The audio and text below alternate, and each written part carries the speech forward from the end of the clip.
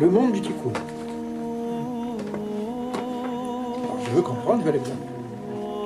Le tikkun se définit par la relation d'unification des deux lumières, du front et des yeux, de Adam Kadmon, c'est-à-dire le ma et le ban. Le ma et le ben. Aussitôt se réveille l'amour entre les lumières, qui ne sont plus en tristesse, comme auparavant. Chacune monte une face à l'autre. Elles se lient les unes aux autres, selon le principe du père et de la mère, du fils et de la fille. Elles expriment ainsi leur proximité, chacune selon sa nature propre. Et tout est comme ça. D'accord? Alors, qu'est-ce que c'est ma? Qu'est-ce que c'est ban? Et ban, moi, je ne suis pas concerné directement. Ma et ban, c'est les noms divins. On a l'impression que maintenant, le problème, on est des pions, et puis là-bas, il dit Ma et Ban, mais attends, moi je ne suis pas concerné directement. Ma et Ban, c'est le nom divin qui va se déployer selon un certain nombre de lettres, qui va faire la forme Ma, c'est-à-dire 45, ou Ban, 52. On a 72, etc. Le nom divin, et finalement, tout ça, c'est le problème dans le concept de la Shvirat Kelim, les vases qui sont brisés. Moi, j'ai rien fait dans ces vases qui se sont brisés. Je ne suis pas concerné directement. Et si, tu es concerné. Tu es concerné au niveau cosmique de la façon dont Dieu a décidé de créer le monde, et tu vas participer maintenant à faire que c'est Ma, c'est le nom Shem qui est de l'ordre du Ma, qui va réparer le nom qui est de l'ordre du Ban. C'est sympa. Au niveau, quand on n'y comprend rien, c'est vachement sympa. Donc, mais c'est ça. C'est-à-dire que maintenant, pour aller plus loin, je suis obligé de rentrer dans la métaphysique pure.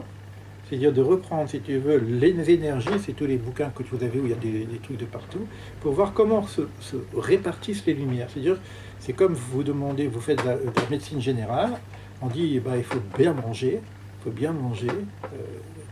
sans gluten, pour avoir une bonne santé. C'est général. Maintenant, si tu veux savoir comment ça se passe dans l'estomac, comment les abîmes, etc., tu vas à l'université, et tu fais 6 ans d'études en biologie, etc., et tu vas comprendre. C'est-à-dire que ça nous demande quelque part de rentrer plus profondément dans la métaphysique pour essayer d'en tirer quelques conclusions. Là, on a des conclusions générales qui nous disent qu'il faut être en bonne santé spirituelle. Faire du bien, pas du mal. D'accord? Et que dans ce que je vis comme épreuve, ces épreuves-là sont faites pour mon bien, pour ma réparation, ou pour un tikkun personnel, ou un tikkun olam. Donc on a un truc, etc. Et à un moment donné, on se dit... Moi, je me le suis dit, je ne veux pas vous le dire maintenant, parce que j'ai dit tout ça pour ça. Tout ça pour nous dire ce qu'on avait compris au début. C'est ce que dit le Ramchal. Hein. Je le dis parce que je l'ai lu. Attends, sois sympa, quoi. Tu me fais travailler, ça fait combien de temps? Ça fait 1 an qu'on travaille là-dessus. Et on avait déjà dit ce que j'ai dit là. Là, je le dis plus facilement parce que je ne suis pas trop rentré dans la métaphysique. Mais ça, on le savait déjà, on avait déjà plus ou moins compris. Donc, il y a quelque chose qui me manque. Dans la réalité du monde aussi, il y a quelque chose qui me manque. Jusqu'où ça va, ce voile divin? Ça, c'est dans notre réalité. Ok, donc on joue. Mais ok. Mais la Shoah, ça va loin quand même. Le Daesh, ça va loin quand même.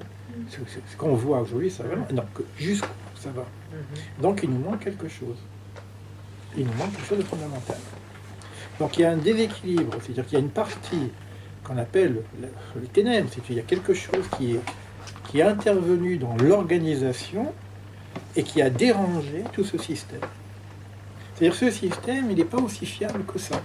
Parce que la liberté qu'il nous a donnée est vraiment très grande. À la fin, on y arrivera. Ça, c'est sûr qu'à la fin, moi, j'ai aucun souci pour la fin. C'est comme les contractions d'accouchement. C'est comme les contractions d'accouchement, c'est pareil. À la fin, l'enfant, il va sortir et puis il va grandir. C'est en train de se passer. Mais il y a les éléments pour créer ces contractions. Mais personne n'accepte ça. Un prophète, il ne peut pas accepter, il crie, il me dit, mon Dieu, arrête, ça suffit, maintenant, on en a marre, quoi. C'est normal que Job, il crie. D'ailleurs, tant qu'il ne criait pas, il prenait des coups. Ouais. Et au moment où il a crié, bon, on dit, allez, on va t'expliquer. Les enfants d'Israël, qu'est-ce qui s'est passé en Égypte? On prenait les enfants, les bébés, on n'avait pas de mortier, il dit prenez les bébés, faites du mortier avec les bébés. Et on faisait du mortier avec les bébés. Donc, mais attends, mais jusqu'où ça va? Alors après, maintenant, qu'est-ce qui se passe? Voici que Moïse entend Dieu, et Dieu dit va sauver mes enfants. J'ai entendu le cri de mes enfants. Mais attends, t'as entendu, t'étais sourd avant ou quoi? Comment tu entends le truc de tes enfants? Tu n'avais pas vu? Il fallait attendre le cri pour que tu interviennes. Entre parenthèses, pour le mortier, il y a un midrash là-dessus.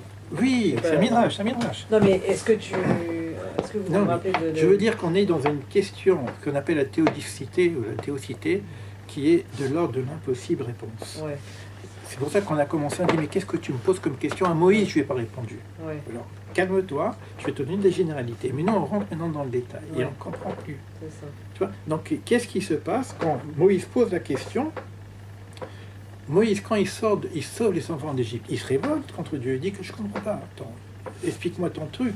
Tu me dis d'aller les sauver, j'y vais, j'écoute. Et qu'est-ce que tu fais? Tu démultiplies leur souffrance. Comment ça fonctionne? Et il est puni pour ça. Parce que dit, tu n'as pas eu assez confiance en moi. Donc on a un problème du théocité sur ce problème du bien et du mal. C'est une vraie question. C'est une vraie question. Et on ne peut pas sortir avec du violon. C'est On ça. peut faire du violon parce que la musique c'est beau, on va se reposer. Mais la réponse, elle nous échappe. Et quand elle nous échappe, qu'est-ce qu'on fait? Qu'est-ce qui nous reste? Qu'est-ce qu'on fait quand elle nous échappe la réponse? On prie. C'est tout ce qu'on a. Oui, mais C'est tout ce qui nous reste. Mais c'est Et pareil, agir. tu Et pries, agir. Tu pries, ils vont pas prier, tu crois qu'on a le choix? Je vais être Non, dur mais- maintenant avec. Ah Ils ouais, vont pas là, prier. tu On a poses pris. une- Là, il y a un enfant qui. Attends, on a prié pour des enfants qui étaient déjà morts pour qu'ils vivent, mais ils étaient déjà morts. Comment tu veux que ça marche? Mais alors la Shoah, qu'est-ce que tu penses? Non, mais si tu veux, il y a un moment donné, même des gens devant la mer, ils priaient pour que. Comment on fait? Et c'est Dieu dit arrêtez de prier. Arrêtez de prier, marchez. C'est pas le temps de prier. Ouais. C'est dans la Torah, ça aussi. Donc, des fois, pourquoi on dit que la prière marche toujours, mais on n'a pas l'impression qu'elle marche toujours. Donc, on va prier. Ça, c'est la foi qui revient. C'est bien de dire ça, hein. Et c'est la foi qui vient. Mais quelqu'un qui est dans la révolte, qui dit mais pourquoi tu veux que je prie? Parce que de toute façon, c'est toi qui décides à la fin. Je dois crever, je dois pas crever, c'est toi qui le sais. Alors je crie, donne-moi la vie, mais de toute façon, tu alors, à quoi sert la prière? Et pourtant, il nous dit crie. Crie, plus que prie, hein. Crie. Là, je suis en train de crier d'ailleurs. Donc, comment ça fonctionne? C'est-à-dire, il nous dit que tu n'as plus qu'une solution, c'est tais-toi. Tais-toi. Et foi. Le silence et la foi. C'est-à-dire, à un moment donné, c'est ce qui s'est passé avec Job. J'adore cette phrase. Tais-toi et je te halèferai. Quand j'ai trouvé cette phrase, quand ce Aleph qui est moi insondable, quand tu entends Dieu dire, il disait je t'enseignerai, je t'expliquerai. Il n'a pas dit tais-toi et je t'expliquerai. Tais-toi et je te halèferai. Parce que tout est dans le cachet du Aleph. Tout est dans le Aleph. Le silence du Aleph en fait. C'est pour ça que le Aleph on doit le prononcer. C'est-à-dire qu'à un moment donné, c'est construit pour construire. Sinon, nous, au départ, c'est pour ça que je me suis piégé moi-même, je me suis planté peut-être. Au départ, j'ai dit, je crois, mais j'ai besoin de renforcer ma émouna. Alors, donne-moi des explications, comme ça, ce que je crois est plus renforcé. Il nous amène dans un truc où, finalement, notre connaissance, elle est limitée, et on nous dit, tais-toi, tu comprendras rien. Alors, pourquoi? Pour renforcer ta émouna. La finalité, c'est de renforcer la émouna. C'est-à-dire que soit tu craques parce que tu n'as pas compris et tu sais que ta tête veut être plus grande que le bon Dieu, à ce moment-là, tu craques et tu lâches tout. Il n'y a plus de prière, plus rien. Bah, c'est vrai, parce que Acapulco. c'est ça, t'es tellement d'herbe que tu te dis ça sert à rien. C'est ça, en fait. Après, tu Soit tu lâches prise, c'est ça. tu lâches prise et il ne te reste plus que la émouna. Et C'est tu ça. reviens à l'émouna. C'est ça. C'est important d'employer le mot imuna, c'est pas foi. Non, c'est pas moi faux. la crise de foi, tu vois, c'est pas possible. Ce mot français est tellement connoté que, en tout cas, moi, personnellement, ce mot foi, je n'y adhère pas. En revanche, T'as pas foi en la foi. l'adhérence. Tu n'as pas foi en la foi. Voilà, Il n'est pas la une foi. foi un marchand de foi. il n'est pas la foi. L'adhérence, oui, l'adhésion, Oui. L'adhésion. Et c'est l'adhésion à la vie. Je pense que le terme foi c'est une bonne traduction du mot Emouna. n'est pas la foi, mais vie, quoi. Oui. C'est C'est vie, une bonne simplement. traduction. C'est une bonne traduction du mot. Et J'adhère. voilà. parce que, C'est ça que ça veut dire. oui, j'adhère. Oui, j'adhère. J'adhère. C'est joli. Là, mais j'adhère à quoi? Et puis ça veut dire coller aussi. Adhérer, adhésif, tout ça, ça veut dire coller à la vie. Et quand on te dit, et la foi, non, c'est colle à la vie, c'est-à-dire vie. Donc pour l'instant, sans rentrer dans la guerre, parce que Ouais. moi je ne vais pas jusqu'à chez toi. Ouais, Je me révolte. J'ai déjà pas mal. ouais, Mais j'adhère. J'adhère Oui. aussi au credo. C'est-à-dire l'idée de l'Emouna, c'est dire que j'adhère au système, j'adhère au système global, j'adhère à la Torah, j'adhère aussi, même malgré tous ces trucs qui ne sont pas très compréhensibles, j'adhère. J'ai la Emouna, c'est-à-dire que je sais que cela est vrai, mais je ne peux pas le mettre dans ma tête. Je ne peux pas le démontrer. D'accord? Je sais qu'il y a du vrai là-dedans. C'est Emet. Emouna, Emet, c'est aussi pas loin, tu vois. Donc il y a une notion d'adhésion. D'ailleurs, ce qu'on appelle la dvékout aussi. Ouais. La réalisation finale, c'est ce qu'on appelle la dvékout, être collé, comme tu viens de le dire.